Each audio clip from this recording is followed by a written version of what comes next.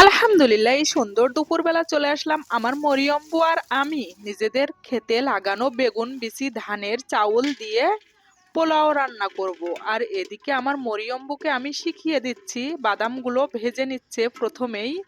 এই যে বাদামগুলো ভেজে নিয়েই বাদামগুলো একটু লাল খোসাগুলো ডলা দিয়ে উঠিয়ে নিল, কুলোতে ঝেড়ে নিচ্ছে মরিয়ম্বু। আমার পাশে মোহনাবু কিন্তু আছে, দুই বোনই একসাথে রান্না শিখছে। একটু গরম পানি করে সাইডে রেখে দিল, আর এদিকে তেল দিয়েই কিছু মশলা মানে পেঁয়াজ রসুন এগুলো ভেজে নিল, আর এদিকে চাউলটা ভেজে নিচ্ছে। আর এই যে গরম করা পানি, গরুর দুধ এগুলো দিয়েই বাদাম কিশমিশ তেজপাতা এলাচ ফল পরিমাণ মতো চিনি পরিমাণ মতো নুন এগুলো দিয়ে নিয়েছে। আর এদিকে এই যে রান্নাটা প্রায় হয়ে এসেছে, সেজন্য দিয়ে দিল ভেজে রাখা পেঁয়াজ রসুন। আর এদিকে আমার মরিয়ম্বু একটু খেয়ে দেখছে, কালার আসার জন্য একটু রঙও দেওয়া হয়েছে। এবার খাওয়া শুরু করবে গরুর গোশত দিয়ে পোলাও।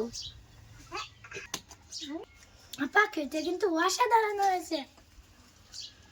দেখতে হবে না কে আবার রান্না করেছে, আমার মরিয়ম্বু রান্না করেছে বলে কথা। বন্ধুরা, আপনারাও চলে আসুন এই সুন্দর দুপুরে আমার হাতের পোলাও ভাত খেতে। আল্লাহ হাফেজ, আসসালামু আলাইকুম।